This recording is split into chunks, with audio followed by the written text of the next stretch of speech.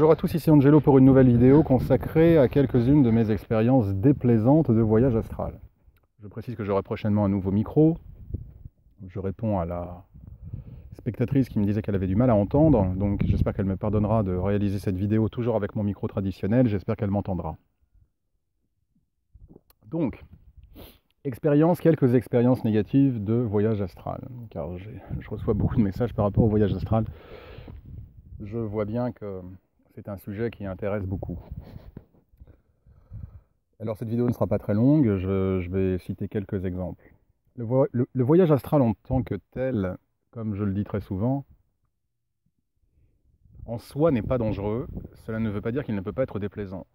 Voilà. Il y a quand même quelques petits avertissements par rapport au voyage astral. Pour ceux qui seraient intéressés, je vous invite à taper dans Google les 2 dangers du voyage astral, Angelo le magicien, et vous tomberez directement sur le lien de mon article sur la page Google. Voilà, bon. Cela étant dit, le voyage astral n'est pas une pratique démoniaque, ce n'est pas une pratique qui vraiment est dangereuse pour vous en tant que telle. Maintenant, l'astral, les dimensions en tout cas invisibles, sont la réflexion du monde terrestre. Je l'ai dit plusieurs fois, je le redis, il y a des bons endroits, il y a des mauvais endroits. Dans la vie, vous avez des bonnes expériences, vous avez parfois des mauvaises expériences. Vous rencontrez des gens sympas, puis vous rencontrez des gens qui sont des gens qui sont pas très sympas, voilà, pour être poli. Ben, c'est pareil. Alors, quelques expériences un peu négatives. J'ai eu la chance d'avoir principalement des expériences positives, mais bien évidemment, donc ok. Je me rappelle de cette sortie astrale où je me suis retrouvé dans un hôtel, comme si vous étiez dans un grand hôtel, vous savez, un couloir d'hôtel. Donc je me retrouve dans cet hôtel, je me demande ce que j'y fais d'ailleurs, je me sens complètement perdu. Mais bon, curieux que je suis, et cela m'a très souvent joué des tours, je me dis plutôt que de diriger cette expérience astrale vers quelque chose que je désire, maintenant que je suis là, je vais rester là, quoi. On va voir on va voir ce qui se passe. Bon, ça m'a pas toujours porté bonheur. Bref, à cette époque-là, en tout cas, je décide, enfin en tout cas durant cette expérience, je décide donc de rester et de déambuler dans les couloirs. Alors déjà, premier élément qui aurait dû attirer un petit peu mon attention, c'est que les lumières n'étaient pas extrêmement vives. Et pour ceux qui sont fidèles à ma chaîne, se souviennent probablement que j'ai déjà évoqué cette chose. Les lumières, les couleurs sont des éléments indicatifs du niveau vibratoire où vous vous trouvez. Plus c'est clair, plus c'est lumineux, plus c'est beau, plus c'est sympa, plus c'est brillant, plus vous êtes élevé, plus c'est sombre, plus c'est terne. Plus il fait nuit, plus vous êtes dans des zones à faible vibration. Donc en l'occurrence, effectivement, les couleurs étaient assez ternes. Néanmoins, je décide de continuer à déambuler. Et puis, au bout d'un moment, j'ouvre une porte et je me rends compte que c'est un couloir. Et je me mets à descendre les marches. Là encore, symbole, je descends. Je ne monte pas. D'accord? Je descends, donc je baisse en fréquence. Et donc j'ouvre la porte, on va dire, de la cage d'escalier, je me retrouve dans un autre couloir où là, ça commence à sentir l'odeur de cigarette. Là encore, mauvais signe. Vous ne serez jamais dans des plans élevés de l'astral où ça sentira la clope. Je vous le dis tout de suite. Ça n'arrivera pas. Donc, sauf que voilà, stupide que j'étais, je suis quand même curieux, et curieux que j'étais, je me dis, je vais rester là. Mais là, j'ai commencé à me dire que quelque chose ne tournait pas rond. Bien évidemment, j'ai senti cette odeur de cigarette, mais cependant, j'ai décidé d'en faire fi et de continuer à marcher dans les couloirs de cet hôtel et puis d'ouvrir cette fameuse porte. J'ouvre cette porte et qu'est-ce que je vois à l'intérieur? Je vois un être, alors hybride, avec le corps d'une guêpe, volant dans l'air, hein, avec le corps d'une guêpe, mais une tête d'homme, vieux. Vous savez, genre les images de vieux bonhommes sans dents, sans cheveux, complètement dégueulasses, à la Gargamel. Enfin, vous voyez un peu ce genre de truc, quoi. Et donc je vois cette créature avec un corps de guêpe et une vieille tête de Gargamel, tenant un couteau dans sa main. Et dès que cette créature me voit, alors je suis désolé, je vais être un peu vulgaire, je vais être grossier, hein, mais je fais que répéter ce que l'entité m'a dit. Dès que cette créature me voit, elle me dit « Tu vas me rembourser, salope !» Et comme ça, hein, avec sa petite voix acide, « Tu vas me rembourser, salope !» Et là, il se met à voler sur moi avec son couteau dans ma direction. Évidemment, je prends peur. Je me mets à voler. Et avec la créature qui me poursuit, et je l'entends répéter en boucle « Tu vas me rembourser, salope !» Et bien évidemment, sinon ça aurait pas été rigolo, j'ai beau voler de toutes mes forces, l'entité vole beaucoup plus vite que moi et puis je sens un coup de dague dans mon dos, ce qui me fait me réveiller. La première expérience négative. Ça peut sembler un peu fun comme ça à écouter, mais quand vous le vivez, c'est pas rigolo du tout, hein. Ça je vous le dis. Seconde expérience négative qui s'est produite il y a quelques mois, qui est assez récente on va dire. Je me retrouve dans le monde invisible, et puis là au bout d'un moment je sens une force qui m'aspire. Je suis dans le ciel, un beau ciel bleu, d'accord? Donc a priori tout va bien, un beau ciel bleu. Sauf que je sens une force invisible qui me prend, et là encore, défaut de ma part, faiblesse de ma part, ça m'a pas toujours joué des bons tours.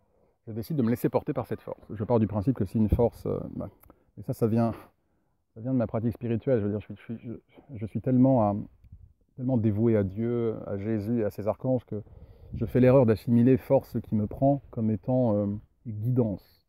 Donc je me laisse porter, même si je suis au courant et au fait évidemment que le monde invisible est peuplé d'êtres démoniaques et de larves, de succubes, d'incubes, de démons, etc., etc. J'ai toujours, on va dire, cette naïveté de cœur qui me fait toujours penser, ah, ok, une force invisible me prend, c'est peut-être mon ange gardien, c'est peut-être, d'accord, c'est une force invisible positive qui veut que je vois quelque chose. Donc du coup, je me laisse porter. Je me laisse porter, et alors en fait, du coup, si vous voulez, je vole dans l'air, mais je sens que la force me tire vers le bas.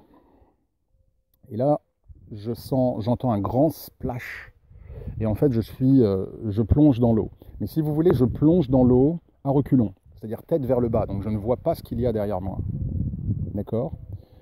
Au début, l'eau est toujours d'un bleu cristallin, puisque forcément on est près de la surface. Donc aucune raison pour moi de m'inquiéter. Et je continue à me laisser porter par cette force invisible qui me tire vers le bas de la mer, et qui me tire un certain temps. Au point qu'au bout d'un moment, l'eau commence de bleu clair, scintillante, elle commence à devenir bleu foncé, et puis elle commence à devenir un peu vert. Et puis forcément, vu que la lumière commence à disparaître, autre élément qui aurait dû me mettre la puce à l'oreille, je m'écartais de la lumière, forcément, puisque je m'écartais du ciel bleu lumineux. Et une fois de plus, j'allais en bas. Là encore, autant de signes qui auraient dû m'alarmer. Donc forcément, l'eau de bleu scintillante devient bleu foncé, puis elle devient verdâtre, et puis elle devient marron, et puis elle devient noire parce qu'il n'y a plus de lumière. D'accord? Alors évidemment, vu que je suis dans l'astral et qu'on n'est pas sujet à la lumière comme on peut l'être sur Terre, même si c'est un environnement, on va dire, noir, sombre, je continue quand même à voir un petit peu ce qui se passe autour de moi. Mais je continue à me laisser porter, à me laisser tirer vers le bas. Et là, au bout d'un moment, alors en plus, imaginez, vous êtes tiré vers le bas, vers une eau dégueulasse, marécageuse, sombre, noire, où vous ne voyez plus rien. Il commence à faire froid et vous ne voyez pas où vous allez, quoi. Puisque vous êtes tiré tête en bas, si vous voulez, et jambes en haut. D'accord? Donc en fait, le plongeon à l'envers, quoi. Donc je ne sais pas du tout où je vais. Et au bout d'un moment, je commence à sentir un truc dégueulasse autour de ma taille. Et là, je vois une espèce de tentacule avec des poils. Qui vraiment hérisse mes poils, du coup, c'est le cas de le dire. Et puis je commence à en sentir une autre, et j'en vois une deuxième autour de moi, et puis une troisième, et une quatrième, et en gros, je suis en train de m'enfoncer dans une espèce de marécage à algues poilues, aux poils longs et dégueulasses, qui commence en fait à tourner autour de moi, quoi, à m'entourer. Là encore, grosse panique qui immédiatement me fait reprendre conscience. Grosse panique. Un sentiment de viol psychique, difficile à dire. Hein.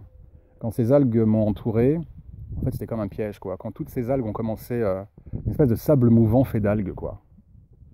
Quand ces algues ont commencé à m'entourer, c'était vraiment le sentiment. Je pense que ça doit être le sentiment qu'une mouche a lorsqu'elle est prise au piège dans une toile d'araignée et qu'elle voit l'araignée venir vers elle pour la bouffer. Je pense que c'est équivalent, quoi. Donc vous imaginez un peu la frayeur. Terrible. Donc, deuxième expérience, on va dire sombre. Autre expérience que je ne qualifierais pas forcément de sombre, au même titre que les deux précédentes. Je vais terminer par une troisième, mais qui n'était pas forcément très sympa. Ça, c'était l'an dernier. Je me retrouve sur une planète. Ne me demandez pas comment j'y suis arrivé, j'en sais rien. Je me retrouve sur une planète, et alors au moment où j'arrive sur cette planète, je regarde devant moi, je suis dans un village, donc je vois des villageois, d'accord? Et devant moi, peut-être à 20 mètres, je vois un villageois en train de lutter contre un géant. Une créature immense qui manifestement avait le dessus sur le pauvre villageois qui essayait, à ce que j'ai cru comprendre, de sauver son village. Et voilà qu'ils sont en train de se battre à coups d'énergie, quoi, si vous voulez, d'accord? Ils se battaient pas au sabre, ils se battaient pas aux mains, à main nue, ils se battaient en s'envoyant, si vous voulez, des faisceaux d'énergie. Mais manifestement, le géant, qui devait faire facilement 10 fois la taille du villageois, avait clairement le dessus. Et là, je vois ça. Je ne sais pas où je suis, je ne connais pas le villageois, je ne connais pas les gens autour de moi, mais je vois que ce villageois se fait attaquer. Premier instinct, mais je réfléchis même pas, à la Iron Man, je mets mes mains devant moi et je vise le Golgoth, le golem, en lui envoyant un faisceau lumineux. Ce qui, entre parenthèses, est aussi un réflexe que j'ai souvent dans la vie et qui m'a beaucoup attiré de problèmes, au point que certains de mes amis m'ont dit: Angelo, tu ne peux pas continuer à jouer le chevalier blanc, un jour tu vas te prendre un coup de surin dans le dos. Quand tu vois des gens en difficulté, c'est pas ton problème. Mais bon, on est comme on est, et du coup les rêves, comme les projections astrales, révèlent qui vous êtes. Petite parenthèse, c'est la raison pour laquelle je dis toujours: faites attention aux gens à qui vous révélez vos rêves. Parce que vos rêves disent beaucoup sur qui vous êtes réellement. D'accord? Petite parenthèse. Donc bref, me voilà donc dans ce village, je vois le villageois se faire attaquer par le golem. Premier réflexe, je prends même pas le temps de réfléchir. Je mets mes deux mains en face de moi et j'envoie un faisceau de lumière blanche sur le golem pour le divertir. D'accord? Pour le distraire, si vous voulez, pour qu'il laisse tranquille le villageois. Évidemment, ce qui devait arriver arriva. Le golem se retrouve touché par l'énergie lumineuse que je lui envoie, tourne la tête, me voit et se met à courir vers moi comme un buffle courrait sur sa victime. Et alors là, pareil, un sentiment de terreur à voir ce Golgoth se mettre à courir dans ma direction pour me casser en deux. Et là encore, angoisse faisant, perte de focus, réveil. Voilà. C'est la troisième expérience que je qualifierais de négative. Celle-ci était un peu moins négative, mais elle était bien effrayante en tout cas. En tout cas, trois expériences effrayantes de l'astral qui vous montrent que le monde astral, il faut pas non plus faire joujou, quoi. D'accord? C'est pas tout le monde il est beau, tout le monde il est gentil, quoi. L'astral, enfin vous savez, toute cette vision New Age, les anges, les bisounours, l'astral, tout est beau, tout est gentil. Non, tout n'est pas beau, tout n'est pas gentil. Il y a des endroits dégueulasses. Cet endroit avec les algues, il existe vraiment. Cette créature avec son couteau, là, elle existe vraiment. Donc il faut faire attention. Faut faire attention. Voilà ce que j'ai à vous dire en tout cas sur trois expériences, on va dire, de l'astral sombre, je vais appeler ça comme ça. Trois expériences sombres de l'astral, je pourrais vous en dire d'autres. J'en ai pas non plus des millions d'autres parce que je suis quand même, on va dire, un projecteur assez averti et ces expériences sont assez rares parce que j'ai pas non plus des énergies négatives autour de moi. Je peux en avoir comme tout être humain, mais avec le travail que je fais, je suis plutôt, j'atterris généralement plutôt dans des endroits très lumineux et très positifs. Mais bon, voilà, ça n'empêche pas, une fois de temps en temps, il peut y avoir des ratés dans la machine, et puis voilà où on atterrit. Donc si vous avez eu des expériences un petit peu similaires, n'hésitez pas à les partager sous la vidéo. Merci pour votre fidélité. N'oubliez pas de vous abonner à la chaîne, de cliquer sur la petite cloche en bas à droite de la vidéo pour être tenu informé en temps réel de la publication de nouvelles vidéos. Et puis merci à tous pour vos commentaires. J'essaye toujours, alors pardon si parfois je réponds avec plusieurs jours de retard. J'ai beaucoup de travail en ce moment, mais je me fais toujours un point d'orgue de répondre à tous ceux qui laissent un message. Donc merci pour votre patience si votre message n'a pas encore eu de réponse. Merci en tout cas à tous pour votre fidélité et je vous souhaite un excellent dimanche ensoleillé, comme le mien je l'espère. De très bonnes vacances si vous partez ou si vous êtes en vacances et à très bientôt.